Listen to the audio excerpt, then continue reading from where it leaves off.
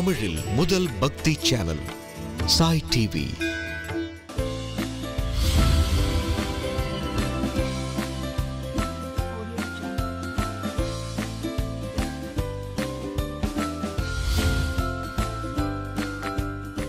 Dear குட்டீஸ், welcome to Sai டிவியின் சுட்டீஸ் நேரம். குட்டீஸ் எல்லாரும் எப்படி இருக்கீங்க? ஹாலிடேஸ்லாம் நல்லா போகுதா? ஜாலியாக இருக்கீங்களா? ஸ்ரீராம நவமி ஸ்பெஷல், அதனால் ராமாயண கதை கேட்க போகிறோம் அப்படின்னு சொல்லியிருக்கேன் இல்லையா? நம்ம கதைக்குள்ளே போகிறதுக்கு முன்னாடி இன்றைக்கி யாரெல்லாம் பர்த்டே கொண்டாடுறீங்களோ உங்கள் எல்லாருக்கும் ஹாப்பி பர்த்டே விஷஸ். ஓகே, இனிய பிறந்த நாள் நல்வாழ்த்துக்கள் நம்முடைய சாய் டிவியின் சார்பாக. ஸ்ரீராம நவமி ஸ்பெஷல், அதனால் ராமருடைய கதை நம்ம கேட்க போகிறோம். ஸ்ரீராமர் யார் அப்படின்னாக்க இதிகாச நாயகன். அதாவது 2 எபிக்ஸ் உண்டு நம்முடைய பாரத நாட்டில், அதாவது நம்முடைய இந்தியாவில் 2 எபிக்ஸ் உண்டு. ஒன்று ராமாயணம், இன்னொன்று மகாபாரதம். இதிகாசங்கள் அப்படின்னு சொல்லுவாங்க. அது ரொம்ப வருஷத்துக்கு முன்னாடி, ரொம்ப நாளைக்கு முன்னாடி வால்மீகி அப்படிங்கிற ஒரு முனிவரால் எழுதப்பட்டது தான் இந்த ராமாயணம். அப்போது இந்த ராமாயணத்தை எழுதினது வால்மீகி. அதாவது நமக்கெல்லாம் இன்ட்ரடியூஸ் பண்ணினது யார் அப்படின்னாக்கா வால்மீகி அப்படிங்கிற முனிவர். இந்த ராமாயணத்தோட ஹீரோ யார்? ராமர். அவருடைய வாழ்க்கை, அவர் எப்படி வாழ்ந்தார், எப்படி வாழணும் நம்ம அப்படிங்கிறத சொல்கிறதுக்காக எழுதப்பட்டது தான் இந்த ராமாயணம். சரி, இதை எழுதினவரை முதல்ல தெரிஞ்சுக்கணும். இந்த ராமாயணத்தை பற்றி நம்ம தெரிஞ்சுக்கும் பொழுதே அதை எழுதினவர் யார் அப்படிங்கிறத தெரிஞ்சுக்கணுங்கிறதுனால வால்மீகியோட கதையை நாம் தெரிஞ்சுக்கிட்டு வந்தோம் இல்லையா? இப்போது மிகப்பெரிய புற்று, அவரை சுற்றி ஒரு பெரிய புற்று வந்து ராம ராம ராம ராமன் பஜனை அந்த விடாமல் அதை ஜபம் பண்ணிக்கிட்டே இருக்கார் இல்லையா? ஜபம் செய்தவர் அதிலிருந்து வெளியில் வரார். அந்த புற்று சுற்றி வந்து ஒரே மண்ணாக அப்படியே சூழ்ந்து இருக்கு. அதிலிருந்து வெளியில் வரார் இல்லையா? அப்போ தான் அவர் வால்மீகி ஆறாரு அப்படின்னு தெரிஞ்சுக்கிட்டோம். இந்த வால்மீகி வெளியில் வந்த உடனே ஒரு ஆசிரமம் அமைச்சுக்கிட்டாரு. அவருக்கு நிறைய சிஷ்யர்கள் சேர்ந்தாங்க. எல்லாருக்கும் இவருக்கு கிடைத்த ஞானத்தை வைத்து இவர் வேதம் படித்தார். எல்லோருக்கும் சொல்லி கொடுக்க ஆரம்பித்தாராம். அப்போ வந்து அங்கே ஒருத்தர் வராரு. யார்? நாரதர். இந்த நாரதர் தானே முன்னாடி வந்தார். அப்போ அவர் தான் நாரதர்னு இவருக்கு தெரியல. நாரதரால் தானே இவருக்கு ராமநாமத்தை சொல்லணும் அப்படின்னு சொல்லி ராம ராம ராமரான்னு சொல்ல ஆரம்பித்தார் இல்லையா? இப்போது அதே நாரதர் வராரு. இவர் வால்மீகி நாரதரை பார்த்த உடனே என்ன பண்ணணும்? பெரியவங்களை பார்த்த உடனே வணங்கணும் இல்லையா? அதே மாதிரி நாரதரை பார்த்த உடனே வணங்குறார். வணங்கின உடனே 34 கல்யாண குணங்களை உடையவர்கள் யாராவது இருக்காங்களா அப்படின்னு கேட்குறாரு. நீங்கள் என்ன புதுசாக ஏதோ ஒன்று சொல்கிறீங்களே எங்களுக்கு அப்படின்னு நினைக்கிறீங்க இல்லையா? அதாவது எல்லா விதமான குட் குவாலிட்டிஸோடு இருக்கக்கூடிய ஒரு மனுஷன் இருக்க முடியுமா அப்படின்னு கேட்குறாங்க. அதாவது வீரனாகவும் இருக்கணும், நல்ல வந்து குணமுடையவனாகவும் இருக்கணும், பார்க்கறதுக்கு அழகாகவும் இருக்கணும், நல்ல வீரங்களில் சிறந்தவனாகவும் இருக்கணும், எல்லாரையும் போய் ஜெயிச்சுட்டு வர்றவனாக இருக்கணும், தர்மவானாக இருக்கணும், எல்லோருக்கும் மற்றவர்களுக்கு உதவக்கூடியவனாக இருக்கணும், அப்பா அம்மா சொன்ன பேச்சை கேட்கக்கூடியவனாக இருக்கணும், அதே சமயம் அமைதியானவனாகவும் இருக்கணும். இப்படி நிறைய நல்ல நல்ல குணங்கள். இப்போது அப்பா அம்மா கிட்ட போய் கேட்டு பாருங்களேன், என்கிட்ட இருக்கிற நல்ல குணம் என்ன அப்படின்னு போய் கேட்டு பாருங்கள். அப்பா அம்மா கிட்ட அப்பா அம்மா சொல்லுவாங்க. அதே மாதிரி நிறைய நல்ல குணங்களோட எவன் இருக்கானோ அவர்களை தான் நம்ம நல்லவர்கள்னு சொல்லுவோம் இல்லையா? அந்த மாதிரி மற்றவர்களுக்கு கஷ்டம் கொடுக்காம, எந்த விதமான துன்பமும் கொடுக்காம யார் இருக்காங்களோ அவர்களை நல்லவர்கள் அப்படின்னு சொல்லுவாங்க. நல்ல குணங்களுடன் இருப்பவர்கள் அப்படின்னு சொல்லுவாங்க. அப்படித்தான் இவர் வந்து கேட்கிறார், ஒரு சந்தேகமாக கேட்கிறார். 34 விதமான குட் குவாலிட்டிஸோடு இருக்கக்கூடிய மனுஷன் யாராவது இருக்காங்களான்னு. ஏன் இவருக்கு இந்த சந்தேகம் வந்ததுன்னு தெரியல. இவர் கேட்குறாரு நாரதர்கிட்ட. அப்போ நாரதர் சொல்கிறாரு, ஓ எஸ், அப்படி ஒருத்தர் இருக்காரே பூமியில், அவர் தான் ஸ்ரீராமர் அப்படின்னு சொல்கிறார். ராமர் அப்படின்னு சொல்கிறார். அப்படியா? அவர் யார்? அவரை பற்றி நான் தெரிஞ்சுக்கணுமே அப்படின்னு வால்மீகி கேட்குறாரு. உடனே நாரதர் சொல்கிறாரு, ராமர் அப்படிங்கிறவர் அயோத்தியில் பிறந்தவர் அப்படின்னு சொல்லிட்டு அவருடைய வாழ்க்கை முறை, அவர் எப்படியெல்லாம் வாழ்ந்தார், யாரை திருமணம் செய்து கொண்டார், யாரை கல்யாணம் பண்ணிக்கிட்டாரு, அதுக்கப்புறம் அவர் வாழ்க்கையில் என்னெல்லாம் நடந்தது அப்படின்னும், அதற்கப்புறம் அவருக்கு திருமணமாகி அவர் வந்து மனைவியை வந்து ராவணன் தூக்கிட்டு போயிடுறான். அப்புறம் ராவணனுடன் சண்டையிட்டு ராவணனை கொன்று சீதையோட திருப்பி அயோத்திக்கு வந்துட்டார் அப்படிங்கிற வரைக்கும் சொல்லி முடிச்சுடுறார். இவருக்கு இந்த ராமரோட கதையை கேட்டதுமே ரொம்ப சந்தோஷமாயிடுச்சான். யாருக்கு? வால்மீகிக்கு. யார்கிட்ட கேட்குறாரு? நாரதர்கிட்ட கேட்குறாரு. கேட்ட உடனே ரொம்ப சந்தோஷமாயிடுதா, ரொம்ப திருப்தி ஆகிடுதா. அவரை வணங்கி அவரிடம் விடை பெற்று போயிடுறார். நாரதர் கிளம்பி போயிடுறார். வந்தார், இவரை பார்த்தாரு, இவர்கிட்ட ராமரோட கதையை சொன்னார், கிளம்பி போயிட்டாரு. இப்போது முழு மனிதனாக ஒரு சந்தோஷத்தோடு இருக்கார் வால்மீகி. முன்னாடி ராமநாமத்தை மட்டும்தான் ஜபிச்சுட்டு இருந்தார். அப்போ அவருக்கு ஒரு சந்தேகம் இருந்தது. எதுக்காக நம்மளை ராமநாமத்தை சொல்லி ஜபிக்க சொன்னார், எதற்காக நம்ம அதை திரும்ப திரும்ப நம்ம ஜபிக்கிறதுனா என்ன, திரும்ப திரும்ப சொல்கிறது, திரும்ப திரும்ப நம்மளை ஏன் சொல்ல வச்சாரு, நம்ம ஏன் சொன்னோம் அப்படிங்கிறதுக்கான விடை ராமரோட கதையை நாரதர் சொல்லி கேட்ட உடனே வால்மீகிக்கு தெரிஞ்சிட்டான். ஓஹோ, இப்பேற்பட்ட புண்ணியாத்மாவுடைய பெயரை தான் நம்ம திரும்ப திரும்ப சொல்லிக்கிட்டே இருந்திருக்கோம், அதனால தான் நமக்கு இந்த ஞானம் கிடச்சிருக்குன்னா அவர் மிகப்பெரிய மனிதர் தான் அப்படின்னு ராமரை பற்றி மிகப்பெரிய ஒரு பக்தியே வந்துடுச்சான் வால்மீகிக்கு. இப்போது வால்மீகிக்கு ஒரு அசிஸ்டண்ட் இருந்தாராம். அந்த அசிஸ்டண்ட் மாணவர், அவருடைய சிஷ்யர், அவர் பேர் என்னன்னாக்கா பரத்வாஜர். இந்த பரத்வாஜரும் நம்முடைய வால்மீகியும் என்ன பண்ணுறாங்க அப்படின்னாக்க, இவங்க 2 பேருமா சேர்ந்து அவங்க ஆசிரமத்தை விட்டுட்டு தமசா, அந்த நதிக்கரைக்கு பேர் என்ன, தமசா அப்படிங்கிற நதிக்கரைக்கு போகிறாங்க. போன உடனே அவங்க எப்போவுமே என்ன பண்ணணும் அப்படின்னாக்க, காலை வேளையில் நதிக்கரையில், அதாவது ரிவர் சைடு இருக்கு இல்லையா, அங்கே தான் மார்னிங் ரிச்சுவல்ஸ், மார்னிங் டியூட்டிஸ்னு உண்டு முனிவர்களுக்கு, நமக்கு எல்லாருக்குமே உண்டு. அதாவது சூரிய நமஸ்காரம் பண்ணணும், சூரியனை பார்க்கணும், சில மந்திரங்களை சொல்லணும், தியானம் பண்ணணும், இப்படிலாம் சில ரிச்சுவல்ஸ் உண்டு. அதெல்லாம் நம்ம கடைப்பிடிக்கணும். இது எல்லாமே அவர் அங்கே போய் அந்த நதிக்கரையில், தமசா நதிக்கரையில் உட்கார்ந்து பண்ணணும் அப்படின்னு சொல்லிட்டு போகிறார். போகும்பொழுது அந்த இடமே அவ்வளோ ரொம்ப ரம்யமாக இருக்கா, ரொம்ப அழகாக இருக்குது. இவர் முதல்ல குளிச்சுடுறாரு. குளித்து முடித்த உடனே அவருடைய சிஷ்யர் இருக்கார் இல்லையா, அந்த பரத்வாஜர், அவர் போட்டுக்க வேண்டிய உடையை கொடுக்குறாரு. மர உரி தான் போட்டுப்பாங்க. அதாவது மரத்துலேருந்து பெரிய பெரிய ட்ரீஸ் இருக்கும் இல்லையா காட்டில், அதோட பட்டை இருக்கும், அதோட அந்த மரத்துலேருந்து எடுப்பாங்க, வெட்டி வெட்டி எடுப்பாங்க. ஒரு சின்னதாக ஒரு அழகாக ஒரு ஸ்கின் மாதிரி வரும், அதை எடுத்து இவங்க ட்ரெஸ் மாதிரி போட்டுப்பாங்க. அப்படித்தான் இந்த மர உரி, காட்டில் இருக்கிறவங்கெல்லாம் யூஸ் பண்ணக்கூடிய ட்ரெஸ் என்னன்னாக்கா மர உரி அப்படின்னு சொல்லுவாங்க. இந்த மர உரி அப்படிங்கிற அந்த ட்ரெஸ்ஸை தான் யார் போட்டுக்கிறா, வால்மீகி போட்டுக்கிறாரு. அவரோட இருக்கிற அந்த சிஷ்யர் பேர் என்ன, பரத்வாஜர். இவங்க 2 பேரும் தான் இருக்காங்க.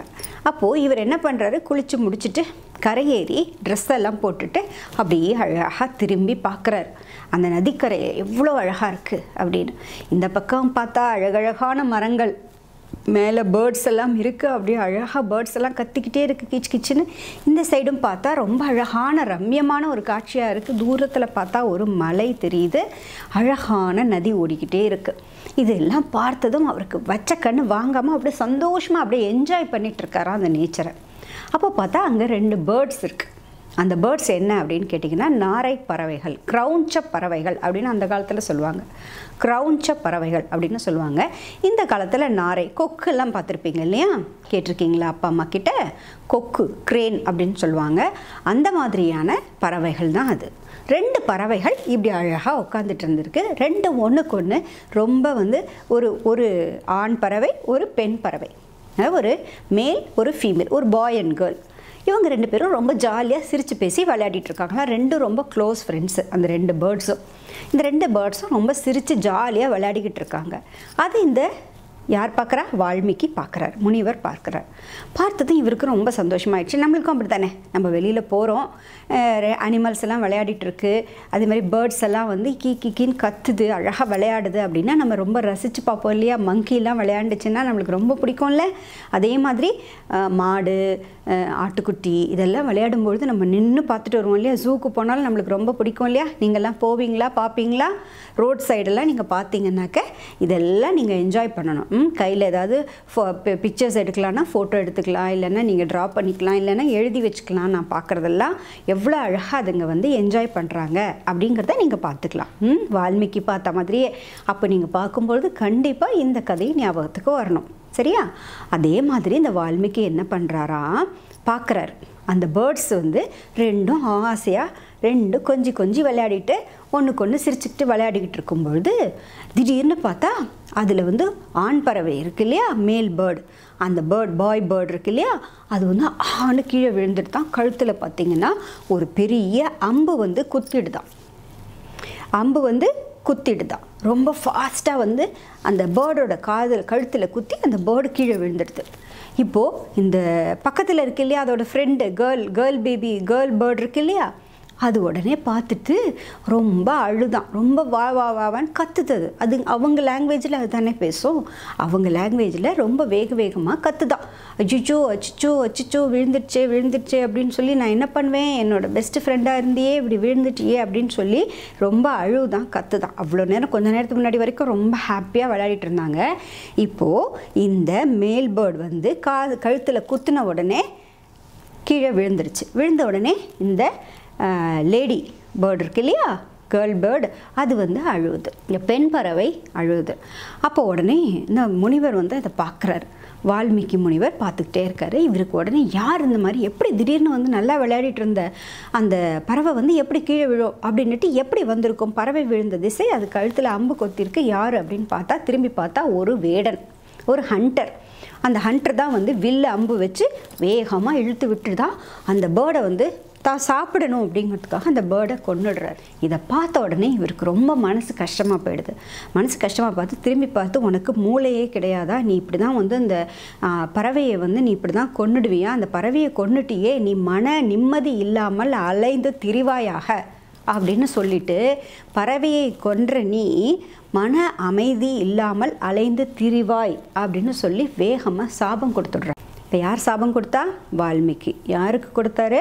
வேடனுக்கு. அந்த வேடன் என்ன செஞ்சான்?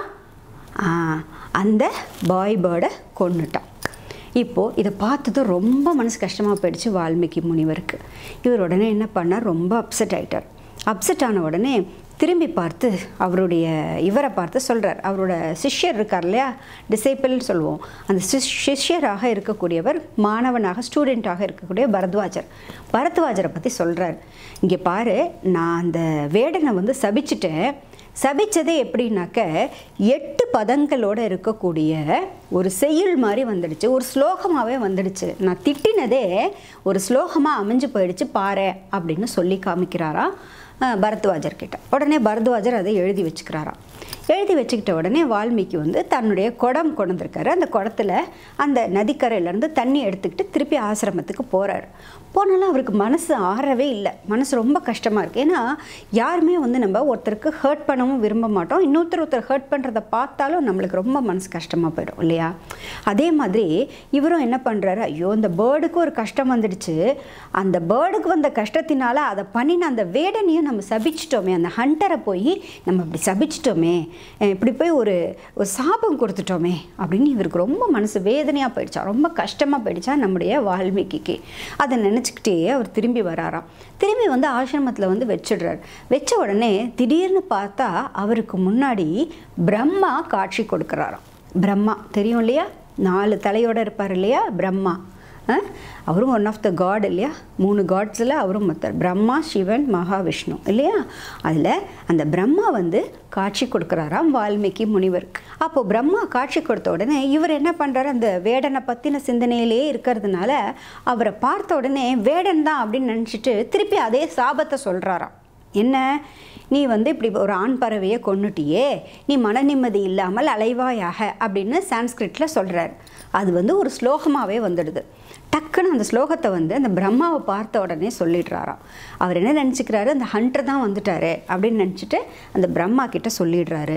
உடனே பிரம்மாவை பார்த்த உடனே பிரம்மா வந்து சொல்கிறார், உனக்கு என் அடையாளம் தெரியலையா, நான் யாருன்னு உனக்கு தெரியலையா அப்படின்னு. உடனே வால்மீகி வந்து தன்னுடைய தப்பை உணர்ந்துக்கிறாராம். உணர்ந்துட்டு என்ன மன்னிக்கணும் சுவாமி, நான் வந்து அந்த வேடன் பண்ணின தவறை வந்து நினச்சிக்கிட்டே இருந்தேன்னா மனசுக்குள்ளே எனக்கு அதே ஓடிட்டே இருந்ததா, அதனால் நான் உங்களை பார்த்த உடனே அந்த மாதிரி சொல்லிட்டேன், என்னை மன்னிக்கணும் அப்படின்னு சொன்ன உடனே, நீ சொன்னதில் தப்பில்லை, நான் தான் உன் வாயிலிருந்து அந்த மாதிரி ஒரு ஸ்லோகத்தை வரவழைத்தேன். ஏன்னா நீ மிகப்பெரிய காவியத்தை எழுதப் போகிறாய் அப்படின்னு அந்த பிரம்மா வந்து சொல்கிறாராம். இவருக்கு ஒன்றுமே புரியல. என்ன சொல்கிறீங்க, என்ன காவியம்னு? உனக்கு ஞாபகம் இருக்கா, நாரதர் மூலமாக ராமாயணத்தை பற்றி நீ கேட்டிருக்கியே, ராமருடைய கதையை நீ கேட்டிருக்க இல்லையா? அந்த ராமருடைய கதையை நீ வந்து இன்னும் விலாவரியாக எழுதப் போகிறாய். உனக்கு அதற்கான சக்தியை நான் கொடுக்க போகிறேன். அதுக்கு முன்னோட்டமாகத்தான், அதுக்கான ஒரு சின்ன ஒரு ட்ரையலாகத்தான் இப்போ நீ இந்த ஸ்லோகத்தை சொல்லியிருக்க, முயற்சியாகத்தான் நீ இந்த ஸ்லோகத்தை சொல்லியிருக்க.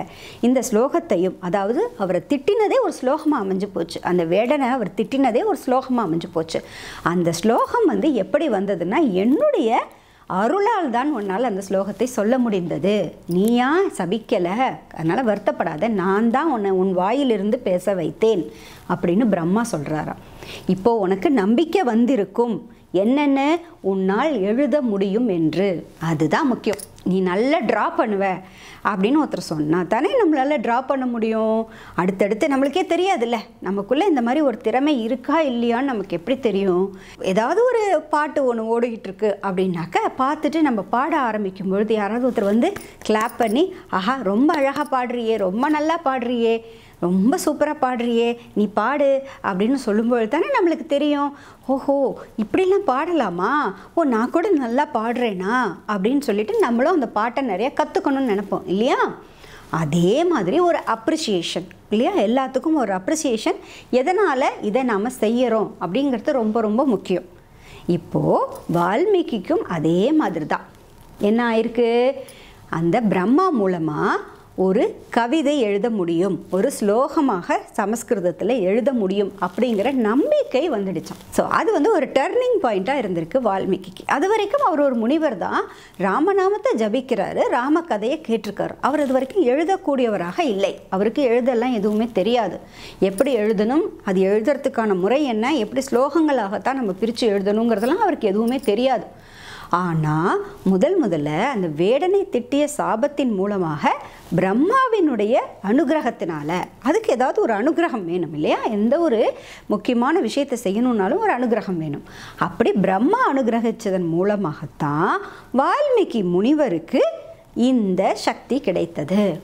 அப்போது பிரம்மா சொல்கிறார், இனிமே உன்னால் எழுத முடியும், நீ இனிமேல் நிறைய எழுத போகிற, ராமாயணத்தையே நீ தான் எழுத போகிறாய், அதனால் இனிமேல் ராமகதை எழுத வேண்டிய காரியம் தொடங்கட்டும் அப்படின்னு சொல்லி ஆசீர்வாதம் பண்ணி பிரம்மா அந்த இடத்த விட்டு மறைந்து போய்விடுகிறார். பிரம்மா காணா போயிட்டார். இப்போது வால்மீகி முனிவருக்கு என்ன ஆயிடுச்சு, ஏற்கனவே நாரதர் மூலமாக ராமாயண கதையெல்லாம் கேட்டிருக்காரா, கேட்டதும் உடனே அவர் மனசில் அதெல்லாம் அப்படியே ஓடிக்கிட்டே இருக்கு. இப்போ பிரம்மா வேற நேரையே வந்து பெரிய வரம் கொடுத்துட்டு போயிட்டார். இதுக்கெல்லாம் மூல காரணம் என்ன, அவர் சொன்ன ராமா ராமா ராமா ராமான்னு பல கோடி தரம் வந்து ஜபிச்சார் இல்லையா, ஜபம் பண்ணார் இல்லையா, அதுதான் காரணம். இப்போது இவர் என்ன பண்ண போகிறாரு, ராமாயணத்தை எழுத போகிறாரு. அதுக்காக என்ன பண்ணுறாராம், தன்னுடைய சிஷ்யர், அவருடைய சிஷ்யர் யார், பரத்வாஜர், அவங்க எல்லாரும் அவரும் இன்னும் சில சிஷ்யர்கள்லாம் இருக்காங்க, முக்கியமான சிஷ்யர் பரத்வாஜர், அவரோட சேர்ந்து உட்காந்துட்டு இந்த வால்மீகி வந்து ஒரு தர்பையினால் செய்யப்பட்ட ஒரு ஆசனம், அந்த ஆசனத்தை போட்டு அதில் அமர்ந்து கொண்டு முக்கியமாக செய்ய வேண்டிய ஆச்சமணியங்கள்லாம் செய்துவிட்டு, முக்கியமான ரிச்சுவல்ஸ் எல்லாம் இருக்குது அந்த இதை எழுதுவதற்கு முன்னாடி, அதெல்லாம் பண்ணிட்டு எழுத ஆரம்பிக்கிறாராம்.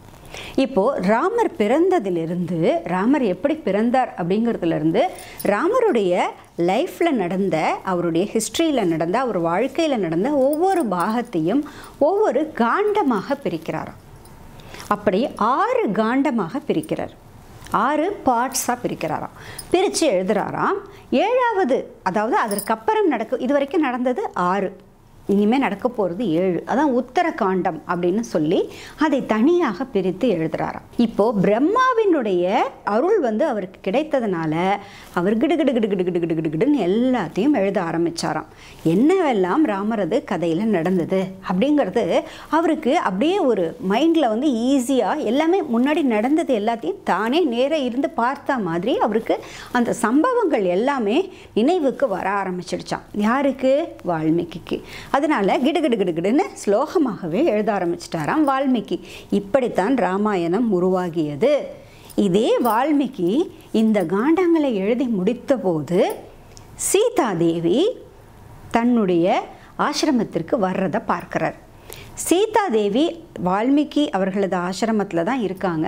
அவங்களுக்கு 2 குழந்தைகள் பிறக்குது. லவன், குசன் அப்படின்னு 2 குழந்தைகள் பிறக்குது. அந்த 2 குழந்தைகளும் ரொம்ப அறிவோடையும் நல்ல இசை ஞானத்தோடையும் மிகச்சிறந்த குழந்தைகளாக இருக்காங்களாம். எதெல்லாம் சொல்லி கொடுக்குறோமோ அதெல்லாம் டக்குன்னு பிடிச்சிக்கக்கூடிய குழந்தைகளாக இருக்காங்க. அந்த குழந்தைகளுக்கு தான் வால்மீகி என்ன பண்ணுறாருன்னா, தான் எழுதி வச்சிருக்காரு இல்லையா ஸ்கிரிப்டு, அந்த ஸ்கிரிப்டில் இருக்கக்கூடிய ராமாயணத்தை சொல்லி கொடுக்குறாரு. யாருக்கு? லவனுக்கும் குசனுக்கும். யார் இந்த லவகுசர், யார் இந்த சீதா அப்படிலாம் உங்களுக்கு டவுட் வரும் இல்லையா? அதுக்கான பதிலெலாம் இனிமேல் நம்ம வரப்போகிற கதையில் கேட்க போகிறோம்.